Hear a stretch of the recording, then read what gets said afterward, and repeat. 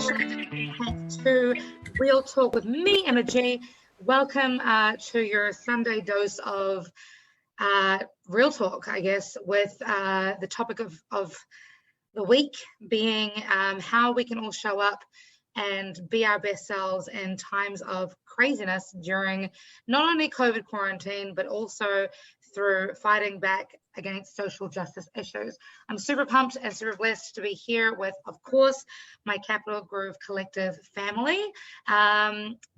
Going from what is on my screen at least, we've got Mary Jo, we've got me, we've got Stephanie Matthias, we've got Billy Mayfield, we've got Solia, we've got Nick, we've got Yellow Tie Guy. How are you guys all doing? Great. How's everybody? I'm good. Blessed. Thank you. Awesome. So we were going to do this before we went live, but I just want to give us each a chance to kind of go over, summarize this past week with one word. What would your one word be? Starting with you, MJ? Exhausted. Stephanie? Come back to me on that. I don't know. It's been educational. Cool. Billy? I'll say engaging. Okay. Billy? Draining. Solia? I'm gonna echo Mary Jo and say exhausting. Nick? You're on mute, by the way. Just doing that in case of slapback. That's Zoom etiquette as I know it. When you're not speaking, Right. For me, I'll just say galvanizing. I've been looking for ways to, galvanizing. Nice. So last, my buzzword, I think is going to be overwhelming. I have gone all in to try and show up in every single way possible. And, the conversations have been beautiful, but it's been a lot for everybody, I think, which is wonderful and welcome. But I think, in all of the conversations that we're having, the word boundaries has been coming up quite a lot as well. So, making sure that you show up, but also replenish. So we had a really great conversation last week to kick us off. Solly, did you want to sort of summarize what we went over for those who weren't here? You're on mute, by the way. Right. So the last time we got together to chit chat, we definitely dived into our personal experiences with racism and talking about ways that we felt that we could take steps towards change in our community. And I believe that there were so many questions that we didn't even get to from the last time that we're going to jump into some of those right now. We're just going to jump right in. Okay. So the first thing I want to talk about is people. What do you say to people who want to stay in their lane? And this is something that has been coming up in terms of people feeling like they feel like they don't know what to say, or if people are trying to figure out, how do I get into the conversation? How do I even start to be the change? So whoever feels like they want to respond to this question, definitely go for it. Otherwise, I'll just keep talking. Well, I also want to say to anybody who is watching this from the Capital Groove Collective Facebook page, if you do have a question, please type it in the comment section so that we can try and address that as well. But I know that Stephanie, you and I had a discussion last week about how people can, what we can say to people to stay in their lane. Was there anything that you sort of, as a light and bright looking person, how are you, how are you handling that in your community? Yeah. So, well, I think that it's really important when we have people around us, or like a diverse. In my case, I have a diverse friendship base with a lot of different beliefs and a lot of different stances on things politically.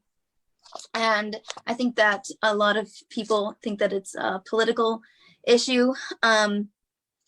So anyway, it's just sort of just don't be afraid to speak out and you know, and be different from maybe the people around you, first of all. And second of all, make sure that you do surround yourself with people of all backgrounds, as many different backgrounds as you can, and do that actively.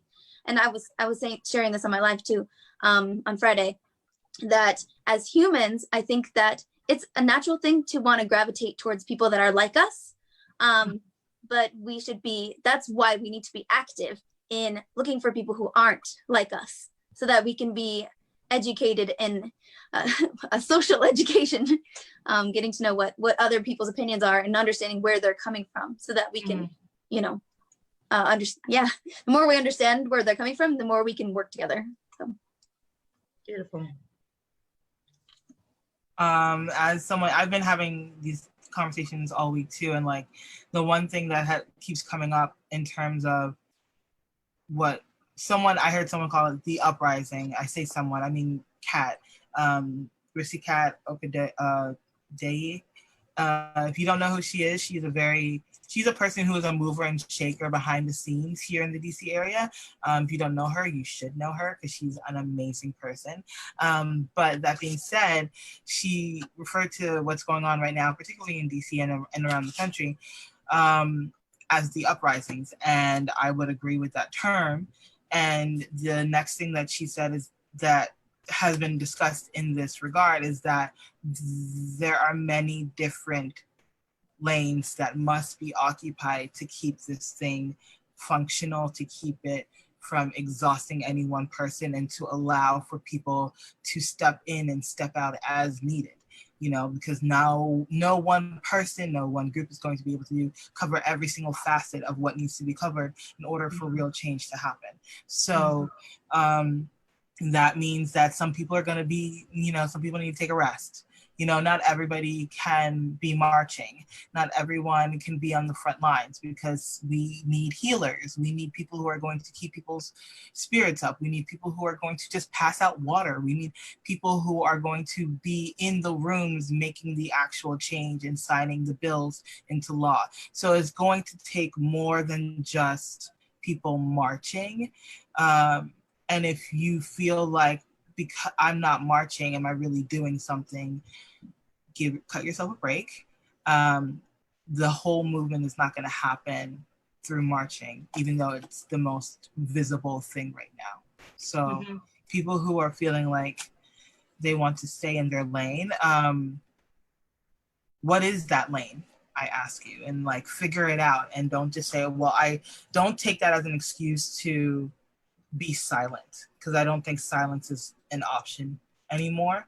It's definitely more like, okay, stay in your lane, but what is that? Like for me, as much as I want to go on the, you know, marching and stuff, I realize that it's just actually not feasible for me to be going out, exposing myself to coronavirus, and then coming back to my job and potentially exposing my patients to coronavirus. That's not actually the best thing for me to do. It's not the safest thing for me to do. It's not the most conscious thing for me to do. So what I'm doing is just like, I'm a singer-songwriter, I'm going to sing, and I'm going to, you know, interact with people that way and bring awareness and use people in that manner.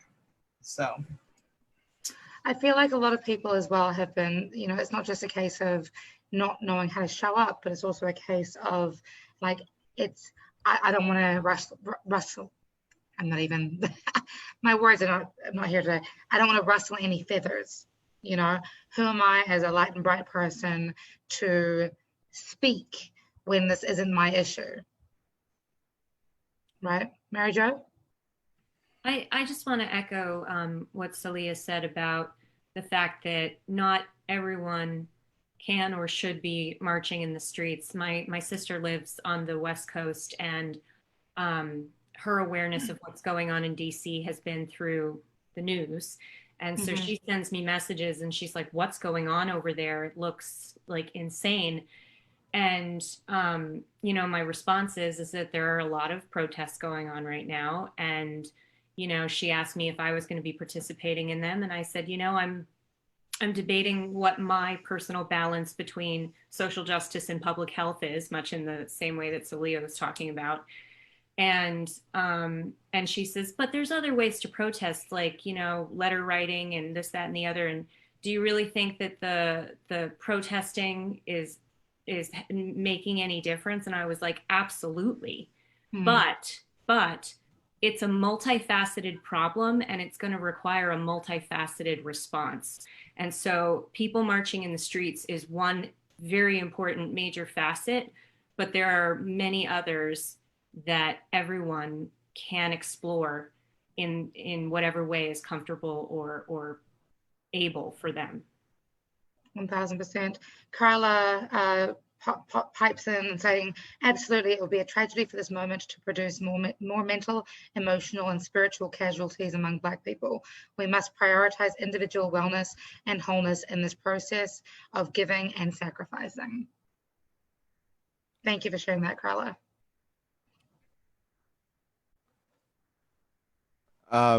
My opinion is the last thing you need to do is stay in your lane, because there are countless options as a layperson. You don't have to be a boots on the ground activist to make things happen. You can choose to boycott big business that doesn't put money in to support this cause and other causes that are like these, i.e. Lowe's, as an example, the, you know, home improvement place, they gave $25 million to BLM. No, I'm sorry, not to BLM, but to restore small minority businesses that have been damaged as a result to the rioting that's taken place during this time. Now, I shut their main competitor off, who I will leave nameless, because they gave a whole bunch of money to somebody who I'm not messing with. And I found that out a year ago. And yes, I go there when it's an absolute emergency and I have to fix something immediately, because that place is closer than the Lowe's to me. I live in Silver Spring and there's 2 of those right here, and I have to go to Laurel to go to Lowe's. But for everybody watching from overseas, Lowe's is like our version of Placemakers or Bunnings. And so, you know, that's a choice you can make. There's certain pizza places that I don't do commerce with anymore that we can leave nameless.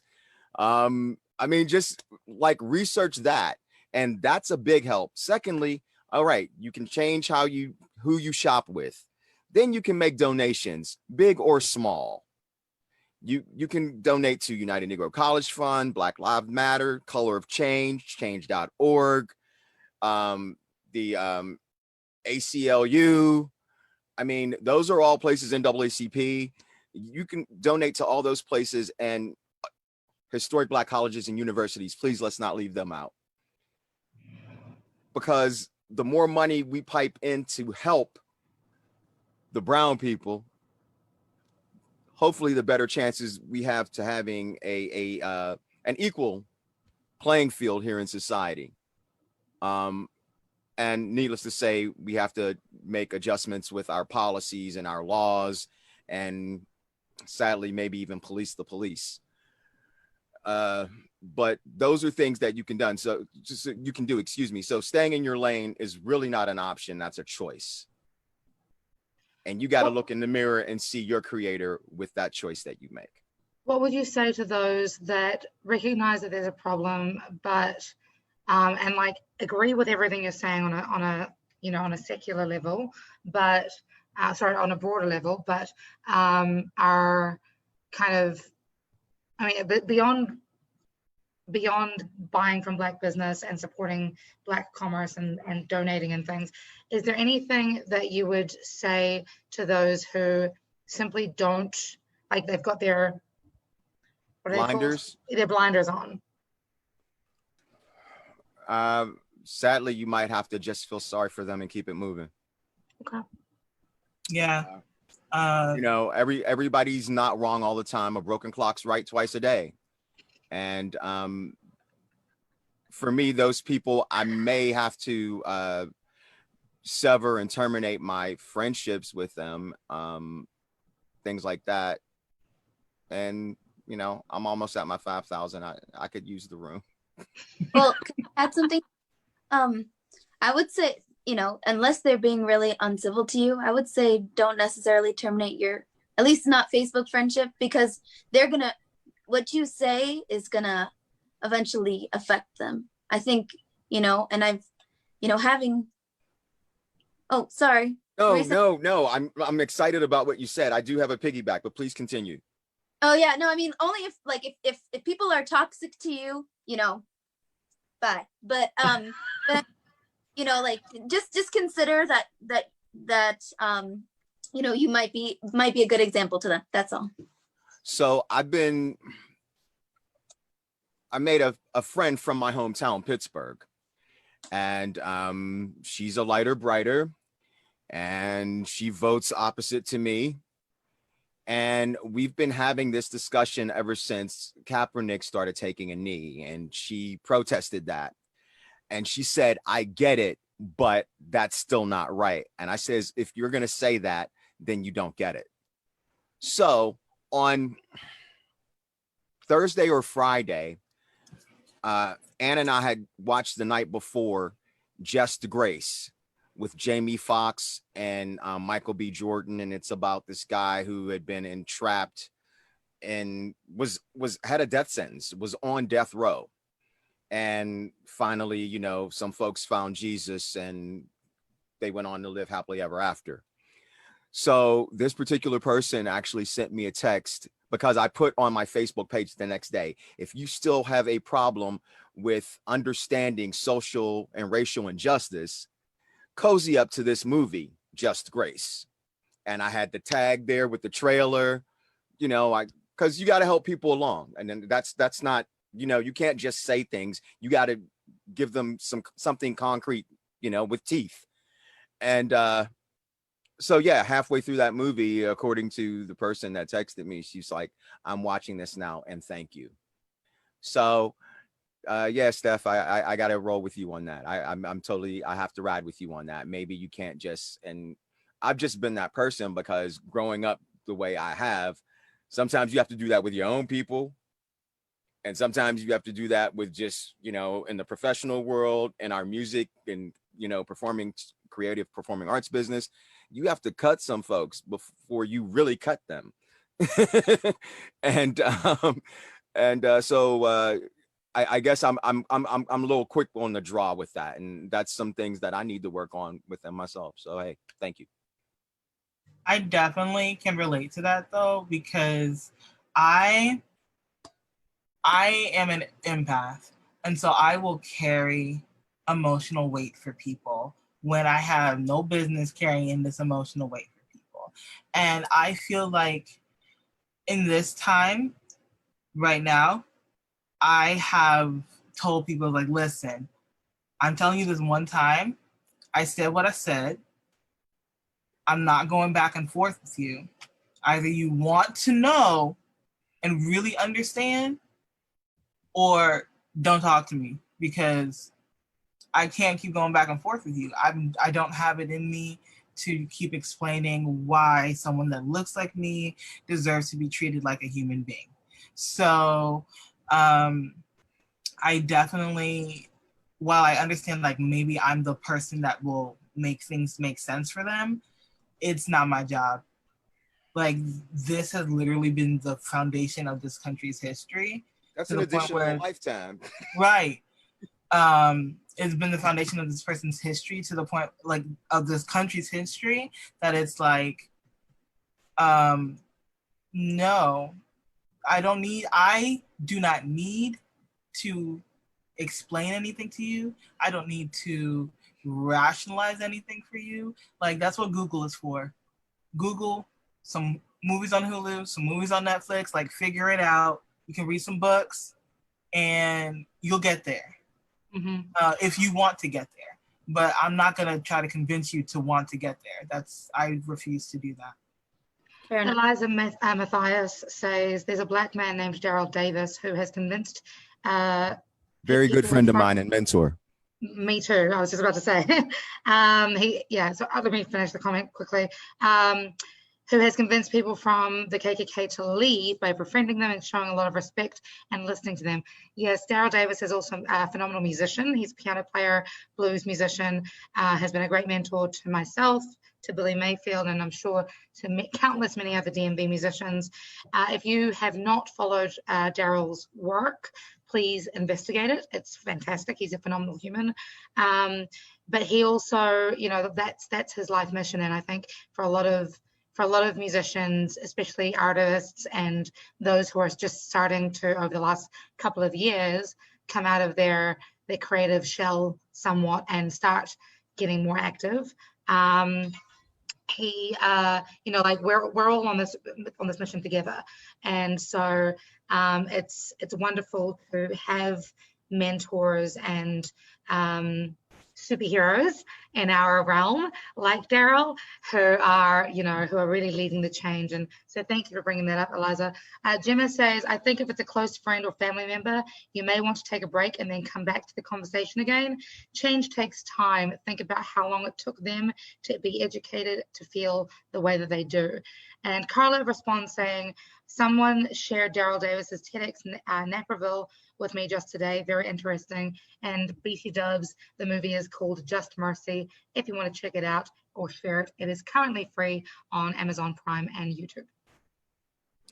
And in addition to Just Mercy, I found another page on my page, if you go there, and there were 10 more movies made, and 2 of those 10 movies were actually from New Zealand. They're Aboriginal stories. Aboriginal's Australian, darling. Jesus. That's right. It's the other black people down under. Right. But there are a number of movies from New Zealand as well. Yeah. And so they talk about the indigenous culture there that are people of color. And so there's a lot of information out there. Absolutely. We should start a CGC movie list, a reference list of films and other artists and other artivists, more to the point, that you can investigate. We'll put that together and have it to you in our next CGC newsletter. If you're not yet on our mailing list, please head to capitalgrovecollective.com and we can get that information to you. Back to you, Solia. Sorry, I was just responding to Mary Jo, because I was like, yes, movie night. We should do that. But yeah, I did, like, a lot of the questions are revolving around, like, is it our responsibility? Like, what can we do? I'm going to throw another question in here. And does anyone think racism can ever be fully eradicated? Billy says, let me think about it. I'd like to comment on that, actually. My brother and I were raised in a home where racism wasn't tolerated. It's just how it was. And we kind of got the impression by having friends from all varieties of background. I was homeschooled 6th through 12th grade. And so your homeschool friends were other people who were homeschooled. And it didn't matter what color they were. And you hung out with people and you went and did activities with them because they were also homeschooled. And I guess, like, from my perspective and my brother's perspective, and we've talked about this since the protests began, we were kind of under the impression that we were celebrating the end of racism in our lifetime. Like that, like, not that it was ending then or that it would be immediately disappeared, but just that we kind of got the feeling that, through our relationships with people, that we were watching, the end of an era, and rightly so. And then in adulthood, I think truly it is an adulthood situation where racism really comes into play. I have a 10-year-old daughter, and she knows that people are different, but that doesn't stop her from trying to build relationships or make friends or find creative common interests or any of those things. And so it's been spoken, that we build up these prejudices over our lifetimes, and it takes a lifetime to be able to work through them. I can only say that I'm trying to create conversations specifically around this topic, because obviously there's a need for it. But I also don't have to come right out with like, hey, this is how I feel and this is my opinion and you all should listen. I can just wait until somebody else is having a conversation. They've said everything they need to say, and then they look at me, well, like, don't you have an opinion? And I certainly do. So sometimes just letting everybody vent and then being able to kind of say your follow-up piece and try to show them where some of the loopholes are in the logic. Once they've had a chance to kind of put themselves out there and give all the information that they're aware of. You made a comment, made reference, Daniel, to the fact that there are so many different shades of color. One of the arguments I've heard recently has been A, I don't see color, and B, the reverse of that is, why don't you see color?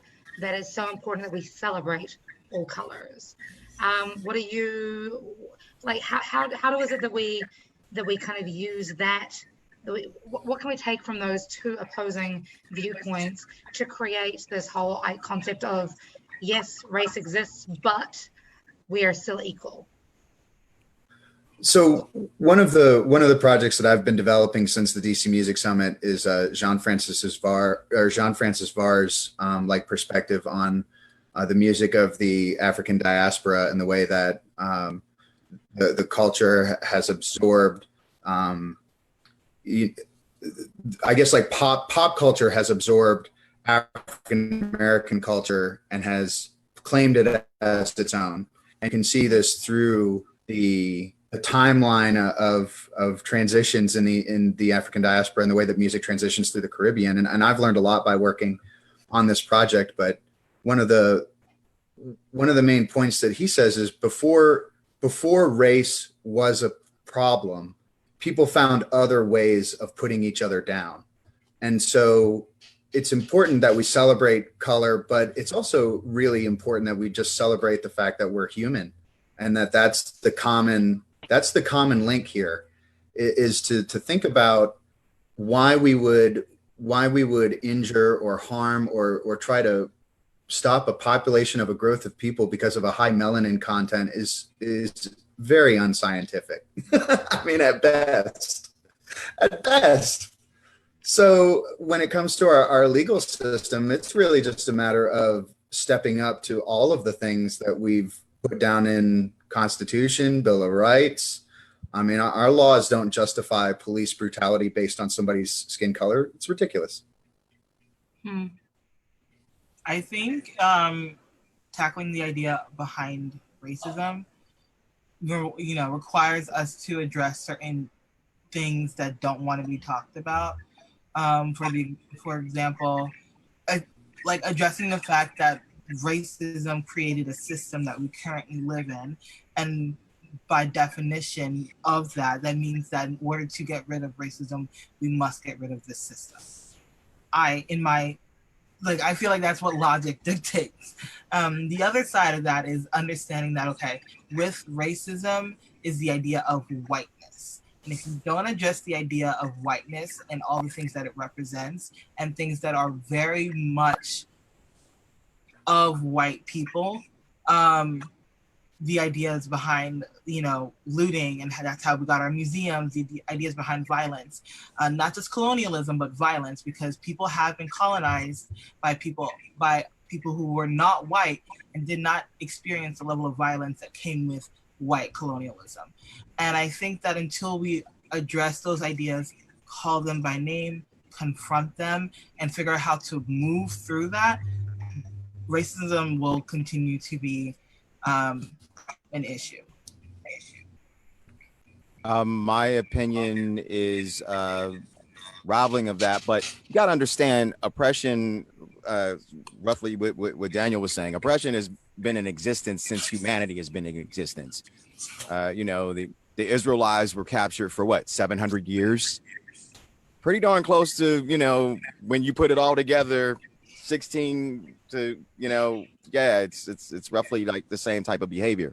So there's facets of humanity that just needs to repent. And that doesn't mean you repent to God. You just need to, leave your wicked ways. That sounds a little churchy and a little preachy, but at the end of the day, that's what's going to happen. And where one of the things that will also contribute to the dissolvement of racism is the fact that our cultures are blending at rapid amounts globally. Yeah, pretty soon everyone's gonna look like Stephanie and Emma. Like in what, maybe 30 years? Anybody under 30 in 30 years will look like them, and you won't know where they came from. They're just going to be these beautiful human beings.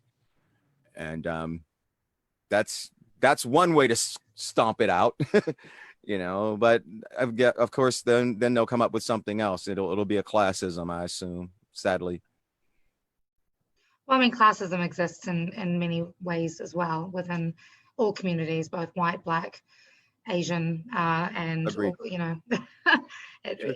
it's everywhere. It's a very complicated issue. Mary Jo.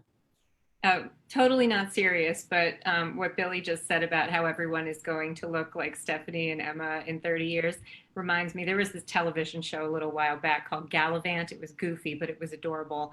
And one of the main characters, in a breaking the fourth wall way, said how her whole character is racially ambiguous. And I feel like that character, I forgot her name now, is what everyone is going to look like in 30 years. Racially ambiguous. I mean, for real. I don't know what you get, Stephanie, but I get typecast as everything under the sun. Not as much as you probably, but I was gonna want to say, this is more a question for y'all, I guess. But for me, I think that that we should embrace the difference. I hope that we're not all the same. Just because I think that the difference is beautiful. But and that's sort of part of actually what I've going through this week a little bit, because it's weird being privileged and being a person of color, and figuring out what that means for me, and so I think that that's beautiful, though. The mixture is beautiful, but also the differences are beautiful. So yeah, I don't know, but I don't know how that ends. If are we possible to end racism someday? I mean, I don't know. I certainly hope so. So. Well, from the looks of the protest and the people that were paying reverence and homage to George Floyd on Friday, I think there's a whole lot of people that want it as much as we do. And that's very refreshing. That's very motivating. That's true. And so,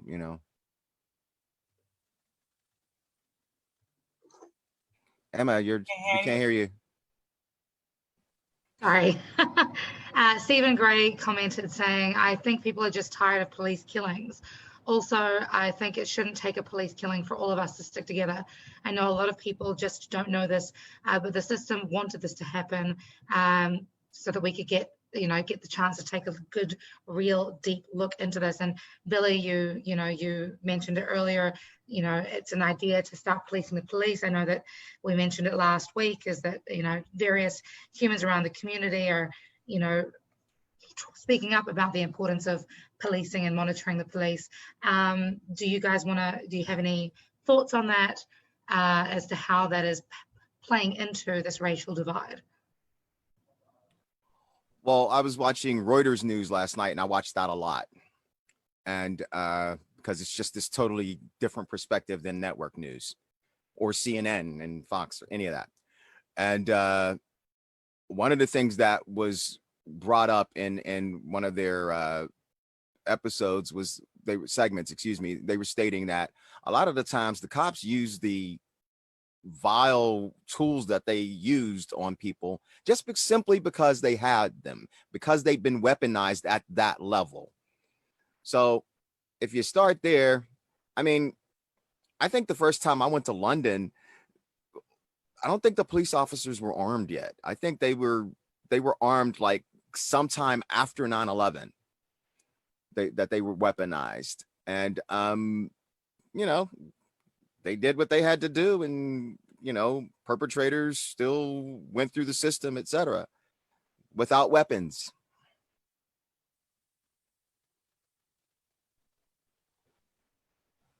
I think part of it is also the police brutality aspect is finding a way to.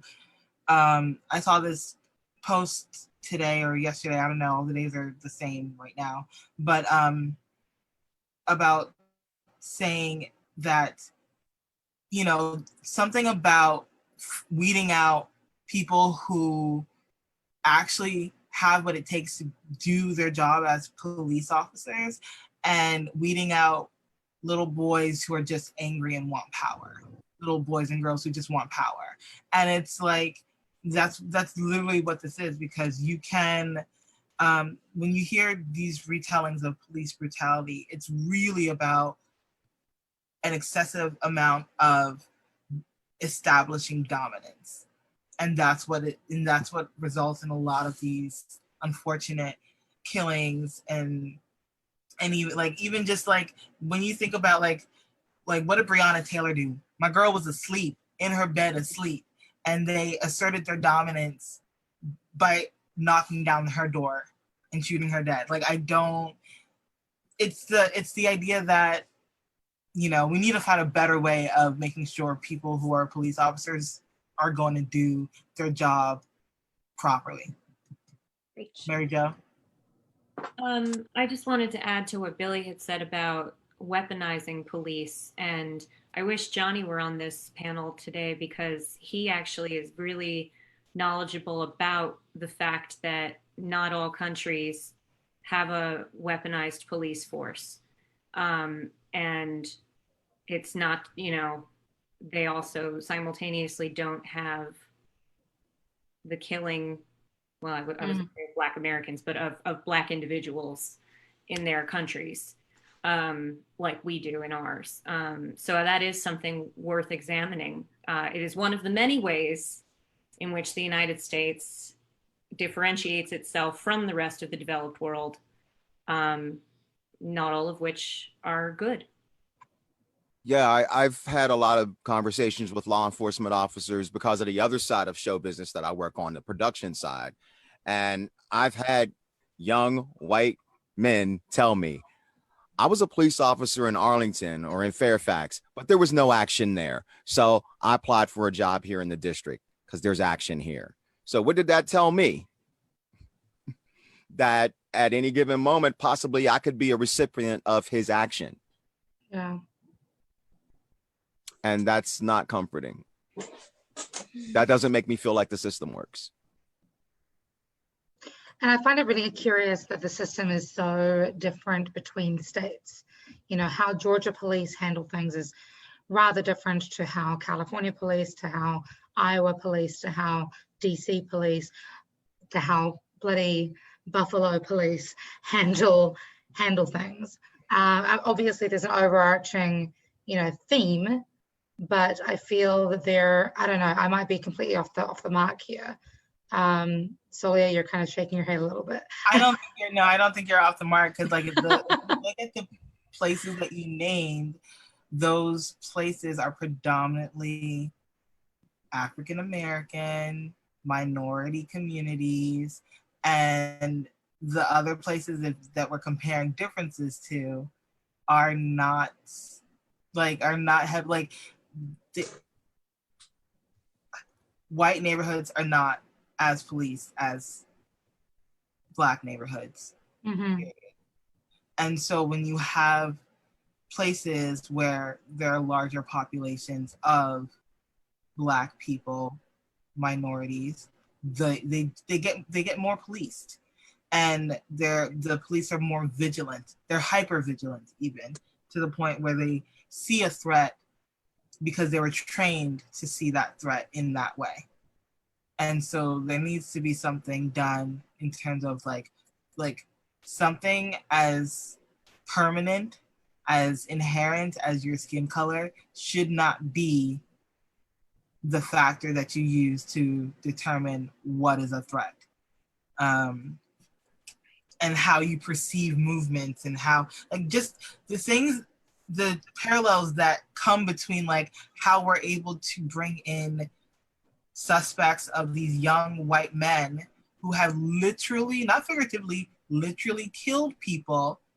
I'm like in Aurora, Colorado, who shot up movie theaters, who done all of these things, how they've literally been able to bring those young men in, protected, fed, in like one piece. And that, you know, Black men and women who are just going about their lives don't make it home. That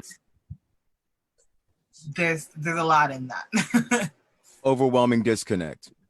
So much. Like, the disconnect is so much that it's really hard for me to even talk about, because I can't, it doesn't compute. Incomprehensible. Yeah. It doesn't compute. Exactly. So do we have a Facebook comment? Yeah, we do.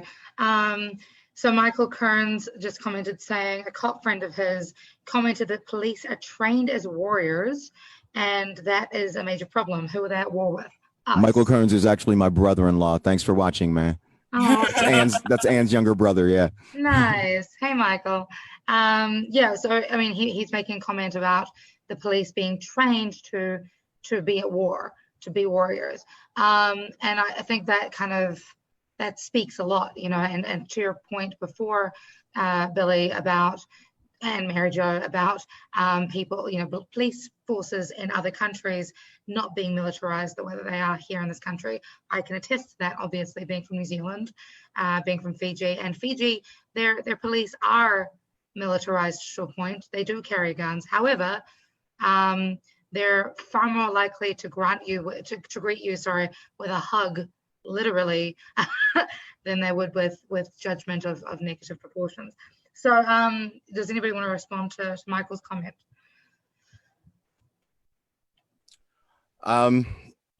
It's not shocking, even though one of my best friends, who's also my son's godfather, he's a retired DC cop, and now he teaches police officers, and he teaches them at the classroom level, not that weaponry stuff. And I know they weren't taught that at that time when he came through, and he's about 4 years older than I am. And I guess there's a deep rooted thing that I'm forgetting. I'm sorry, you guys, I'm stammering. So one of the things that took place is a lot of the indentured servants were the ones watching the slaves. Post-slavery, they needed a gig.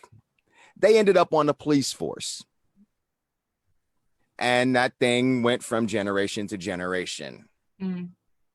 So that's probably perhaps a contributing factor of the racial quest for dominance over people of color. That's probably just one facet of it. But I was 16 years old. I was standing talking to a friend of mine on the corner in front of our little corner store bodega. It's 9 o'clock at night on like a Tuesday. I'm on my way home, stop to chat with him. 2 cops pull up. These are black cops, for the record. They said, "Hey, you come here." I knew they weren't talking to me. I knew them. They knew both of us. And my friend says, "For what?" And as soon as he got that out of his mouth, one of them was like, "Don't you for what me, you so-and-so," and just grabbed him. And my friend hit him and dropped him. Junior year of high school, he drops a cop. We both split and haul ass, like all of it. He goes one way, and I could hear other people on the corner saying, "Don't you shoot him. Don't you dare shoot him." And when I get home, my mother's like, "You're Nate." And I was like, "Yeah, you got to call Miss West. The police are after Terry. They almost tried to shoot him, blah, blah, blah. I saw everything." And she was like, "Oh." And it was a thing in our neighborhood because we weren't those kids. We weren't those kids. So yeah, I've been, dealing with this for 40 years. You know, yeah. And there is a warrior thing, and then there's also the people that just want to wreak havoc.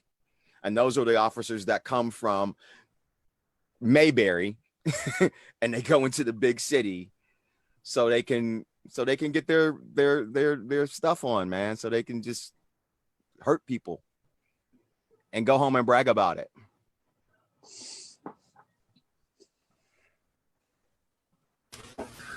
I think that I have a lot of overlap in some of these conversations now. I think of the word sheriff is derived from an English term called Shire Reeve, and the Shire Reeve was the individual who kept the peace among people in small villages, farms.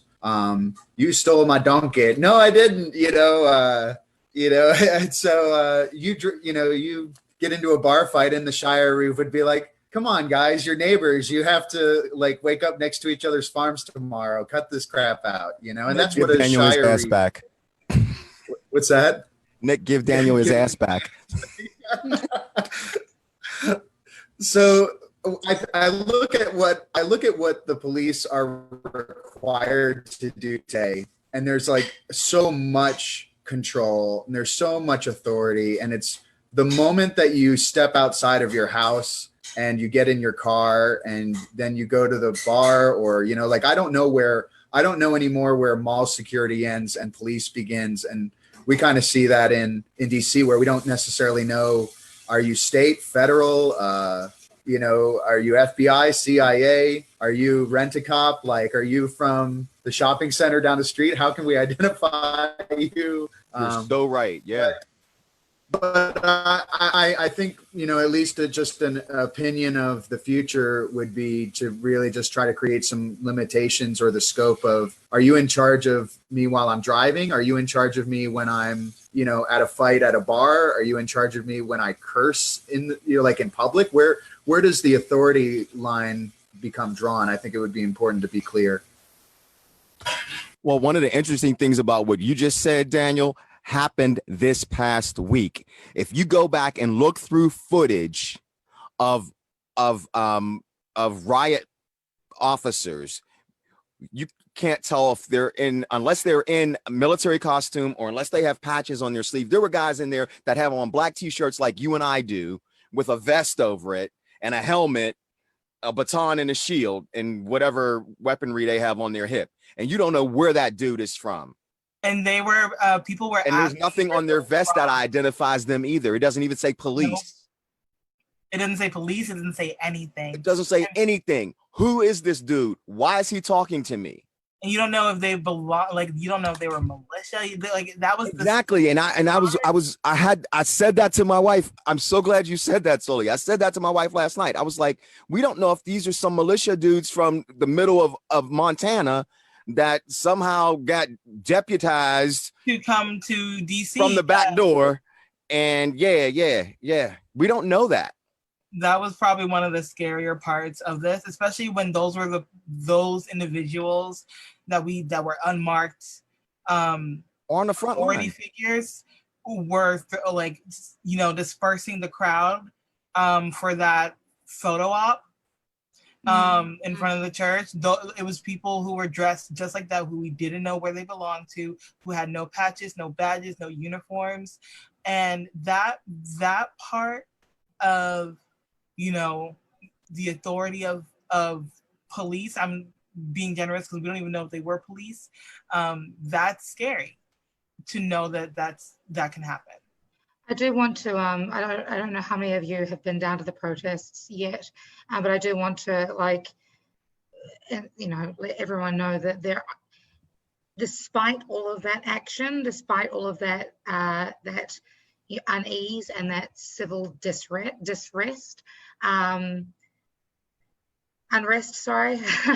civil unrest, there is an overwhelming sense of love and solidarity at the march.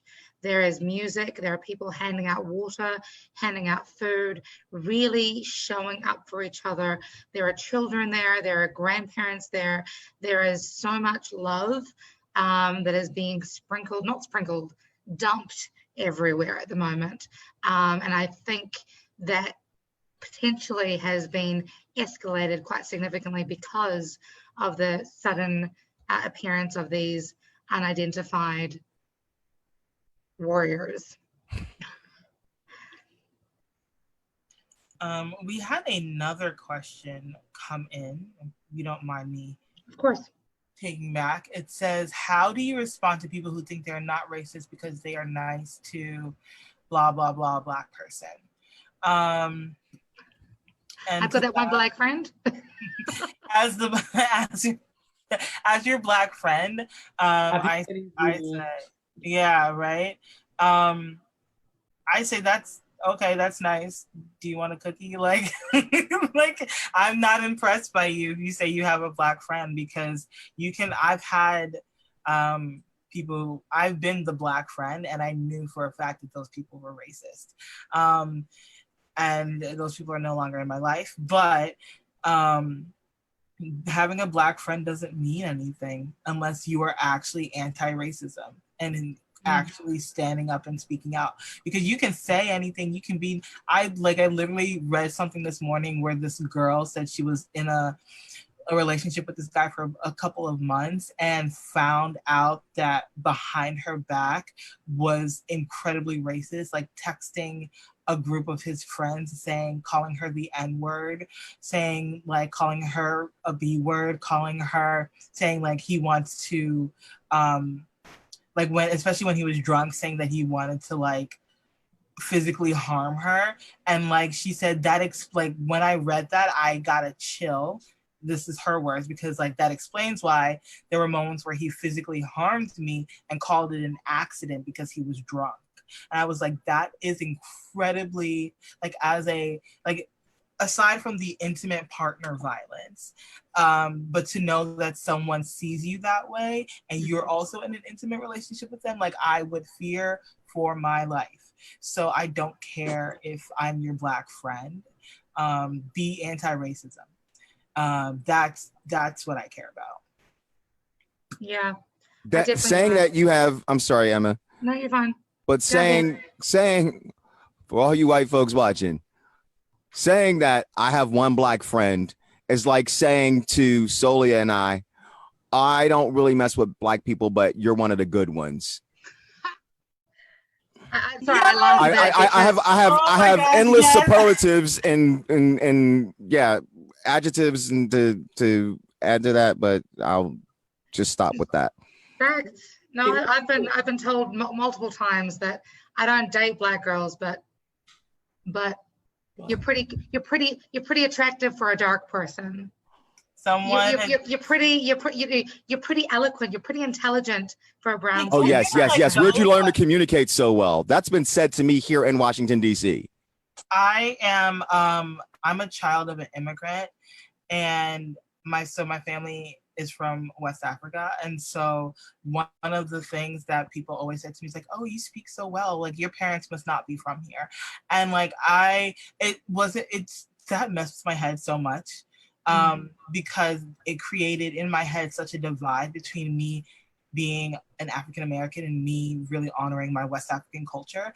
And it's like, but wait a minute, like I love my West African culture, but I also love being African American. Like, how do I marry those two things together? It took me a while into my adulthood to really come to terms with what those types of statements meant to me as a person and how it defined myself and my blackness. But Mary Jo, what's up? I just wanted to put in a plug for a friend of mine who has an Instagram account. I believe it has a Twitter counterpart, and it's called Grindr While Black. And this is a friend of mine who is really good at highlighting some of the intersectional issues with being both gay and black. And he does some of it is meant for humor, and it's just like very funny screenshots of things that people text him or text others that they send them in to be reposted. But lately it has been far more educational than anything else. So anyhow, yeah, look that up on Instagram or Twitter, Grindr While Black. It's enlightening. Awesome. That sounds fascinating. Cool, guys. Thank you so much for your time, for showing up today. We are going to stick to our one hour time cap today because it's a busy, you know, when you're artivists, it's time to really show up and believe it or not, being the Capital Groove Collective filled with artivists that we are, we all have things that we have got to move over to for the rest of the evening, even though it is Sunday, technically the day of rest. We are here to, you know, rest and then, you know, reset, because we have changes to make. We are leaders of change, and you can be a leader of change with us. Thank you so much for tuning in. If you have any questions, by all means, please email them through to us. capitalgroovecollective.com is where you can go, or you can head over to Facebook page, of course, and remembering, of course, that Capital is with an O, capitalgroove.com, and groove has 2 O's, in case you're wondering.